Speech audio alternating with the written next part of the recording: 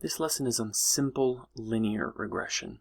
There's also a more complicated statistic that we're going to talk about next that's called multiple regression. And the difference between these is in simple linear regression, we're running just a regression with one independent variable and one dependent variable.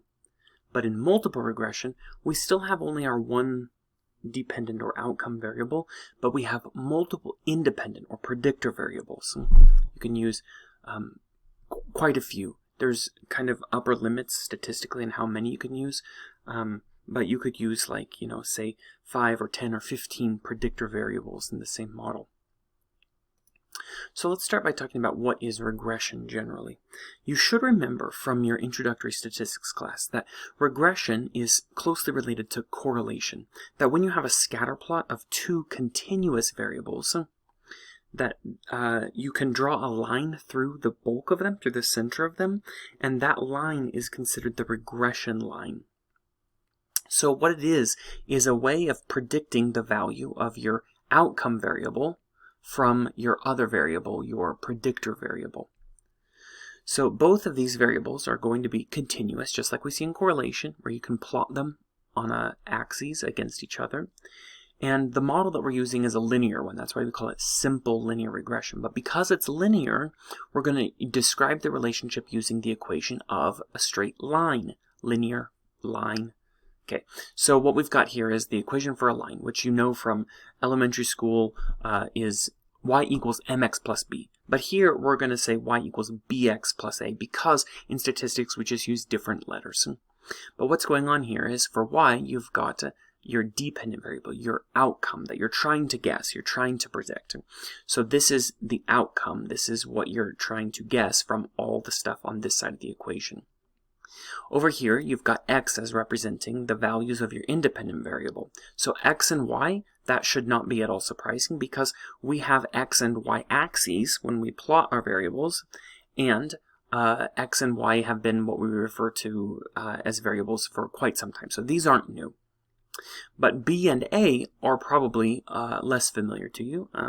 You should have learned these variables still when you were in your introductory statistics class, but here the b is going to represent what's called the beta coefficient or the slope, and a is the intercept.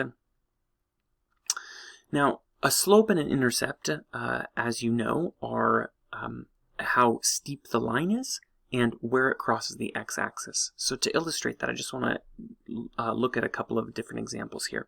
This is an example of two lines that share the same intercept, the same place where they cross the y-axis, but their slopes are different. This one slopes up, it's got a positive slope. This one slopes down, it's got a negative slope.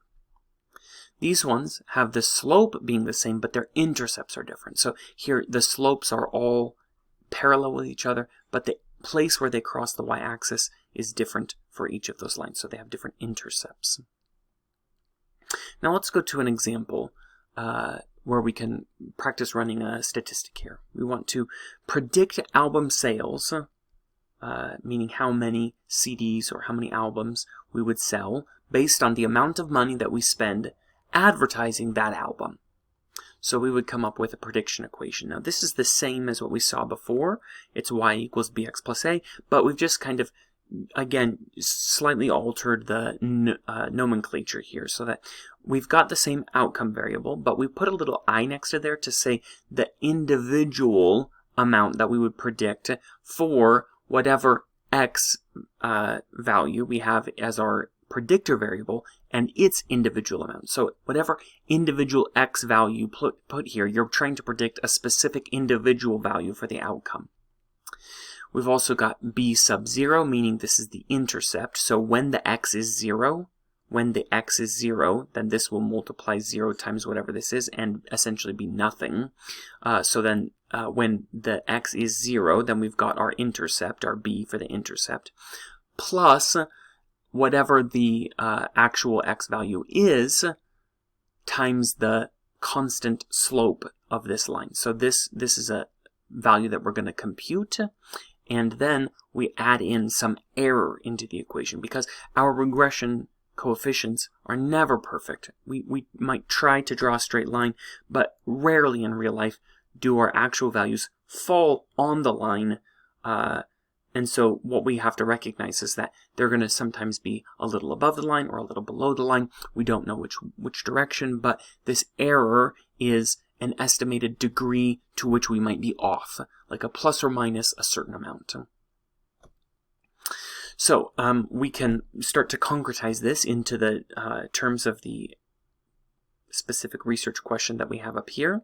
And the way we do that is we say, okay, we've got some particular outcome variable here, and that is how many sales do we have of this album.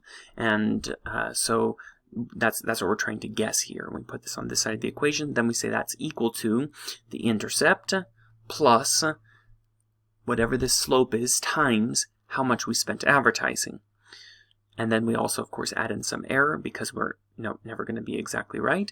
And what we are left with here is an equation, I should say the structure of an equation that we can use some statistical formulas to compute what the slope and the slope and intercept would be. So let's say that we went through some statistical formulas, we had some data, we predicted what these things would be, and we came out with a value of 100 here and a value of 50 here. This right here is our regression equation. Now if we wanted to make a prediction about album sales, we could plug in various values for the amount of money spent on advertising. So let's say we wanted to guess how many albums we would sell if we spent $50 on advertising, or $100 on advertising, or $1,000 on advertising, or something like that.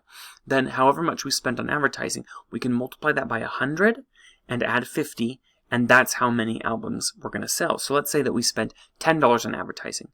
10 times 100 is, of course, 1,000, plus 50 is 1,050, so we would sell 1,050 album sales, plus or minus some amount, because it might be a little higher or lower in real life.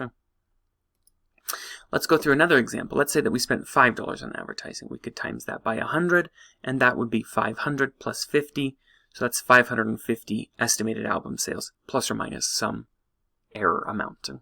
So our model predicts that we would sell 550 albums, give or take, that's what the error term means, if we spent $5 on advertising.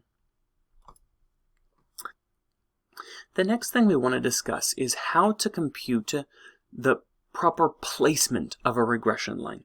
So on this image, I want you to imagine that these blue dots are the actual data points. This is where we've computed different albums in the number of sales based on their advertising budget. So for this data point right here, for example, we spent about $1,000 on advertising, and we sold about 150,000. I guess this is in thousands too. So this is $1 million on advertising, and this is about 150,000 album sales. And so right there, that's how that dot represents that amount, that situation, that album based on its advertising budget and its sales. Up here, we spent about $1.2 million on advertising, and we sold about 300,000 albums. So those blue dots represent the actual data. Now these green dots represent where we would predict for our sales to be based on how much we spent advertising. So if we spent, again, about $1 million in advertising, 1,000 pounds on advertising, we would expect to end up resulting with an amount of sales that is about 200,000. That's how much we should have gotten. But we ended up getting less than that because real life is messy. So what we ended up with was not the exact as what we predicted we would get. In fact, we got lower. That's why this minus sign is here. In this situation, we earned a lot more sales than we would have expected to based on advertising budget. So we have the green dot representing the amount we predicted it should have been, and the blue dot being the actual amount we really did sell. And because it's higher than the green dot, then we put a plus sign here. What these visual dotted lines represent are called residuals. These are called deviations when we compute the mean. It's just the difference between how far away something is from how much it should be, how much we predict it to be. And if you look at all these residuals, you can imagine adding them up, and what you would get is the value of 0. If you added all these residuals up, you would come to the value of 0, because the way we chose to draw our regression line is perfectly in the center of all of the blue dots. Now, if the line had been too far up or too far down or with a slightly different slope, then we wouldn't have added up all the residuals to get 0. But because we've chosen to draw our line precisely in the center of all the dots, what we've chosen to do is minimize the error, minimize the residual. So to overcome this issue when we're computing the amount of error that any given regression line has, we square the residuals, just like we square the deviation scores when we're computing the standard deviation, or the sum of squares. We square the residuals, and we try to find the regression line that reduces the amount of squared residual, or the squared error. And we call that the method of least squares. So that's how we decide, again, what regression line we're going to draw, like where the regression line is going to fall. It's the regression line that minimizes the squared error. It has the least squared residual, or squared error. So what that does is best predicts, or best matches, all of the blue dots in an example like this. All the blue dots are as close to the line as possible on average. If we got the line closer to this blue dot, for instance, by moving it up, it would move further away from all these other blue dots on the bottom, and therefore it would actually be a worse overall fit. So again, we're trying to find the line that best matches all the blue dots on the whole. Now conceptually at this point, we have to figure out how good is the model that we've tried to create. The way we do that is comparing the regression line that we've chosen to draw, depicted here in blue, against the average of the dependent variable, which is depicted as this red line right here. Now I'll use this graph to explain further in just a second, but first I want to explain that we can figure out how good the model is by comparing the sum of squares residual with the sum of squares total to see if using the regression model actually to predict sales actually has less error than the mean. So these aren't the same data, but let's just imagine that these are the same data that we showed before, where the amount of advertising that we spend here on the x-axis corresponds with the amount that we're selling on the y-axis. And all these black dots would represent how many sales we received based on how much we spent advertising. So the first thing we need to do is figure out what is the average amount of sales obtained for any given album, or for all the albums together. So you take this album and this album and this one and this one and this one and this one, and you take the average of all of those, and that would be depicted as this red line here, which falls on the y-axis at 10. Now, if you're going to go ahead and compute a regression line, presumably that would go through the center of the dots, through the middle of the dots, and that would end up better reducing the amount of variability across the dots and the predicted outcome. So here you've got a very large difference between the amount that we would predict just based on the mean number of sales and how much we spent on advertising. Here we've got a modest amount, here we've got a large amount, small, small, small, very large, moderately large. So what we need to understand from this is that if we don't play any role of advertising in the model, we just ignore how much we spent advertising and only look at the average sales of any given album in the universe, then we would be very bad at predicting how many sales we would get for any given album. We would just only have the average. That would be our best guess. But if we draw in the regression line, then all of a sudden our residual, or our errors, end up being reduced substantially. This is much closer to the blue line than it was to the mean. this also is closer to the blue line, closer to the blue line, closer to the blue line, closer, closer, closer, closer. Almost every one of these points is closer to the blue regression line than it was originally to the mean. And so what we've got here is a comparison of how much difference there is between the residual sum of squares that we just computed. These that, like if you take these differences here and square each one of them and add them all up, that's the sum of squares residual. And if you take each one of these differences here and you add them or square them and add them up, that's the sum of squares total. And if you compare how different the sum of squares residual is from the sum of squares total, that gives you an estimate of how good your model is in comparison to the original. This new graph here is a depiction of the combination of your sum of squares total and your sum of squares residual. It's depicting the sum of squares for your model, which uses the differences between the mean value of y and the regression line. So your mean value of y is this red line here, and your regression is the blue line. And for every data point in your set, you're computing the differences, these differences between how much off your regression line is from the mean of the total. You square each one of those, you add them up, and that gives you an estimate of how much variability there is that you're accounting for by your model, how much better your model is than the mean. Now, if your sum of squares for the model is large, that means the model is a lot different from just using the mean for every guess. You can imagine in your head for a second that if your regression line were had a very small slope, that for instance if it started here and it raised up and it went just above your red line over here, that kind of regression line would have very small dotted lines. It would just go a tiny bit above and below, and it wouldn't be very different from the mean itself. But the steeper your regression line gets, the more difference there is between your mean and the regression line. And so what you end up with is the ability to create a new metric that says how good your model is.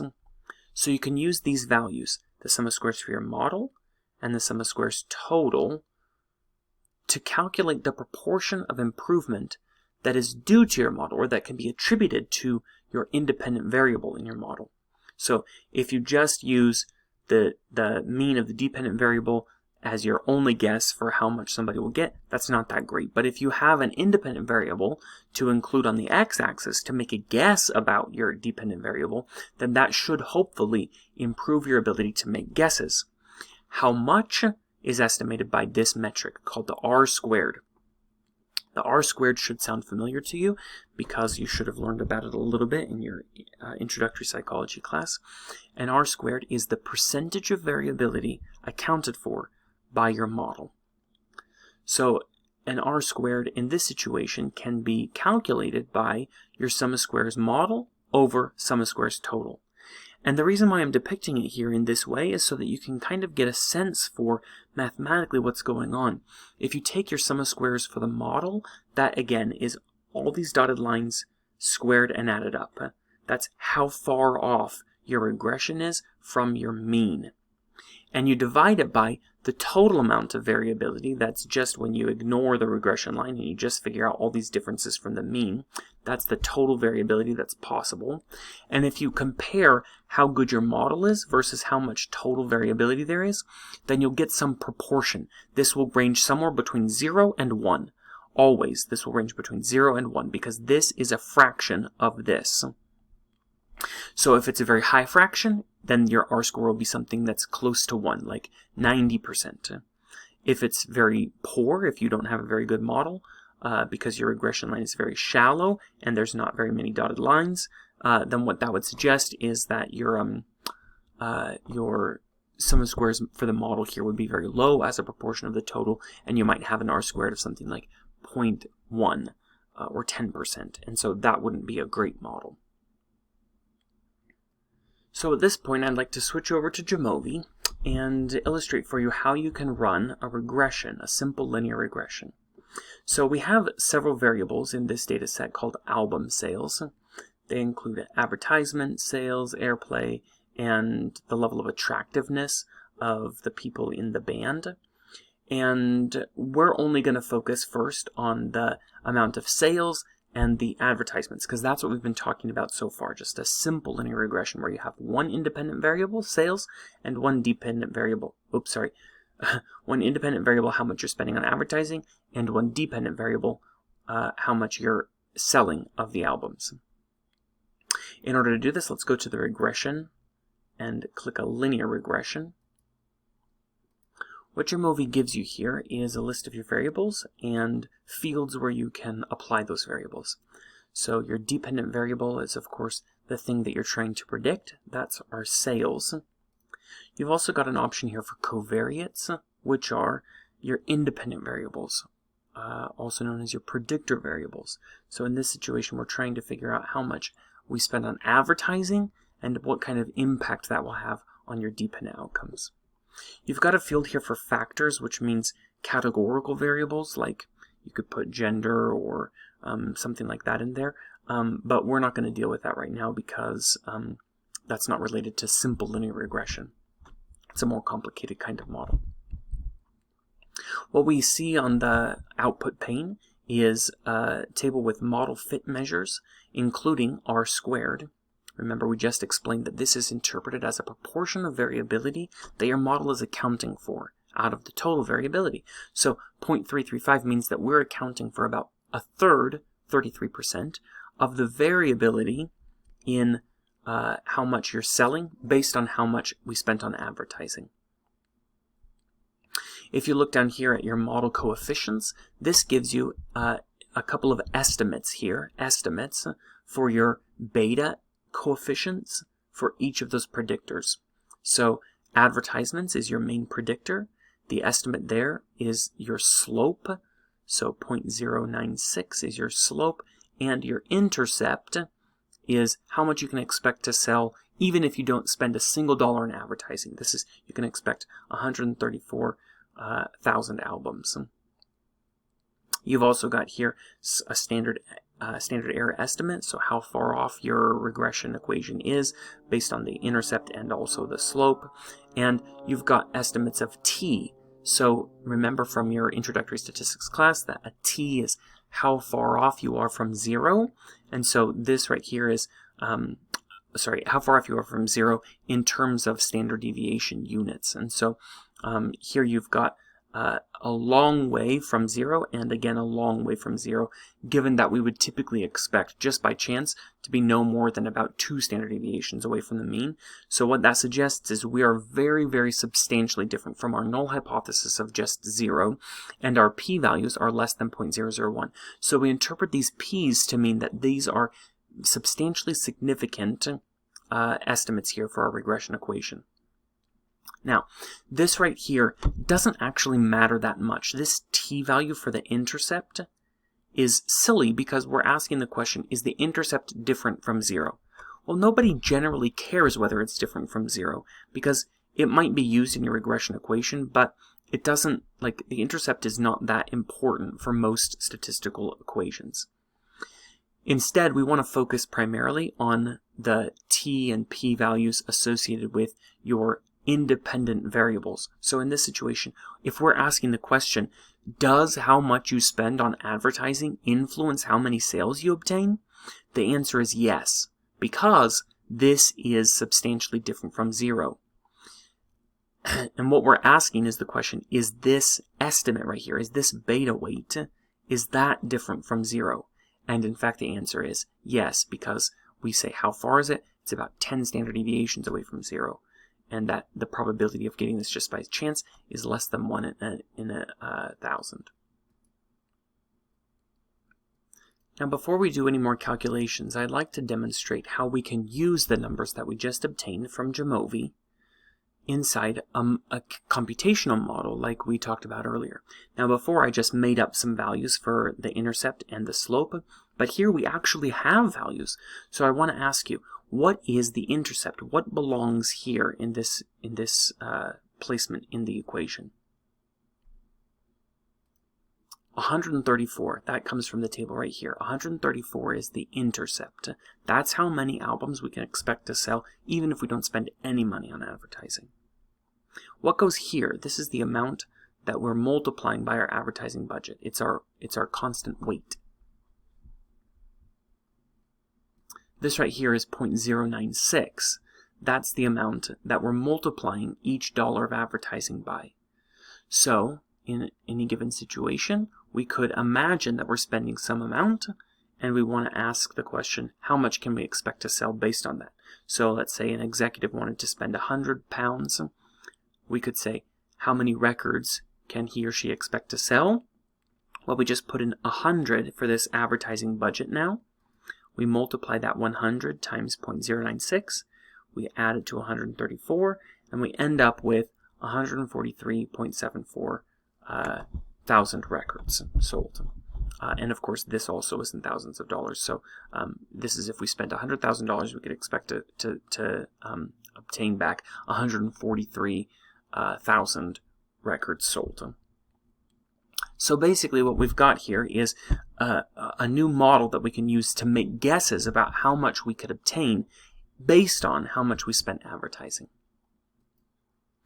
Now there's a principle here of generalization that we need to talk about. There's two examples of this, and the first is that your model can capitalize on idiosyncrasies in your sample and therefore look like a better model than another sample would have yielded. So let's say that our sample 1 looked like this, and if we had used different records in a different sample, they might have looked like this. Well, these dots aren't all exactly in the same place as they are here in this sample. In each sample, you've got different clusterings, different placements, and just by chance, it looks like perhaps there's a stronger relationship in the first sample than in the second one. Well, the way you control for this is using what's called an adjusted R-squared. This accounts for this difference between what your sample might actually look like and what the whole population would look like by estimating the R-squared for an entire population instead of just your sample. So it imagines that the idiosyncrasies in your sample might actually be influencing the R-squared, and it corrects using the degrees of freedom and tries to guess what your R-squared would have looked like if you had used all the album sales in the whole world instead of just the ones that you happen to collect in your sample. And that allows us then to make, usually it will reduce the amount that the R-squared is, and so you get a slightly lower value. In this situation, I'll show you how to compute this in just a second, but here, if you actually compute it, you get an R-squared value of 0.335, like we just saw, but an adjusted R-squared value of 0.331. So it slightly down estimates how much variability you're accounting for in your statistic, because we recognize that sometimes your statistic is just capitalizing on those oddities in the sample. So here we have to go to model fit, and we check the adjusted R-squared. That gives us that value that we just talked about, 0.331. As long as we're here, another thing we need to do is check the overall model fit f-test. That will also give us an additional panel of numbers here in our model fit measures, which tells us, is this model that we've computed substantially different from 0, the whole thing? Now we already know that the whole thing will be, because this is different from 0 and this is different from 0, and so we can say that, well, of course this whole model is. But in some situations it's difficult to eyeball that, because you might have a list of a bunch of variables. Like in multiple regression, you might have many variables, and some of them will be significant and some of them won't, and the question is the whole model better than just using the mean? And that's what's answered by this section up here. Whenever you run a regression, part of your write-up has to include the overall omnibus test of the regression fit. And so here we would report our F as 99.6, our degrees of freedom, and our p-value to say, yeah, this is different than the mean of the dependent variables alone. The other principle here that you need to understand in terms of generalization is that you need to validate your model with other samples. If you just create a computational formula like we've been talking about with album sales just based on one single sample, it probably won't be that good because, like I said a second ago, it'll capitalize on random differences and just idiosyncrasies in that one data set. So here we've got a great example in a researcher up in Seattle. His name is John Gottman, and his research looks at relationship satisfaction in marriages and how likely couples are to become divorced based on the facial expressions and comments that they make to each other in the course of difficult conversations. In particular, he looks for the facial expression and feeling of contempt, and if people demonstrate that feeling towards each other in the course of having difficult conversations, then he can predict that they are something like 86% more likely to get a divorce by the end of 5 years, something like that. But the problem here with his research is that he persistently uses the same data set to make a model of prediction and also to apply that predictive model to. And he says, "Oh, I'm 86% accurate with the samples that I've collected in prediction," even though he hasn't applied his prediction model to future samples that he hasn't yet collected. Every time he collects a new sample, he uses that sample to both create a prediction equation and also to say how accurate that prediction equation is. What he should be doing is to gather a sample of data, compute a prediction equation, and then apply that equation to a future sample to see how accurate he would be if he kept the same variables and same prediction equations. Now, sometimes it's really difficult, too expensive, or too logistically infeasible to get a second sample to test your estimates on. And so if you can't get another sample, you can split your original sample. For instance, you can create your model using 80% of your cases that you've randomly chosen, and then force your model onto the other 20% and see how far off the residuals are. And if your equation for the first 80% is a good fit to your data on the last 20%, if your residuals aren't too far off, then that would suggest that that your regression equation actually has a good fit. You also want to make sure to never talk about your model as if it generalizes to situations with more extreme predictors than you included in your sample. So for instance, here we've got a set of data plotted against the x and the y axes, and we've drawn a regression line that fits there. But these data only range from a predictor variable, this x-axis here, from this value right here to this value right here. That's the range on the x-axis. But let's say that this situation, like if we continued to collect higher and higher predictor variables over here, that the other values that we would get look something like this. All of a sudden, your regression line would no longer fit properly. In fact, it would probably be a more curvilinear relationship rather than linear. And what we would have to conclude here is that we don't have as strong a relationship as we originally thought, or certainly that the characterization we've given is no longer accurate. This is the kind of thing we see actually in real life when you consider something like how much income you have and how happy you are. For instance, if you have increasing levels of income from poverty right here to the median income here, you can expect that your levels of happiness will continue to increase. So you get higher and higher happiness until you hit this value, and then all of a sudden it starts to taper off. It might not actually dip, but it does flatten off. Basically, once you make a certain level, like $75,000 a year, you no longer see yourself getting happier and happier. You just stay about the same level of happiness. And your happiness is dictated instead by other kinds of things, like your relationships and how you spend your money and how you spend your time and things like that. Now, the last thing I want to share before we leave is how to write this up. In the literature, you would need to say something like, a regression model suggested the amount spent advertising was a significant predictor of how many records would be sold. And then you'd report your adjusted R-squared and your F statistic, like I said. That's the omnibus test for the whole statistic.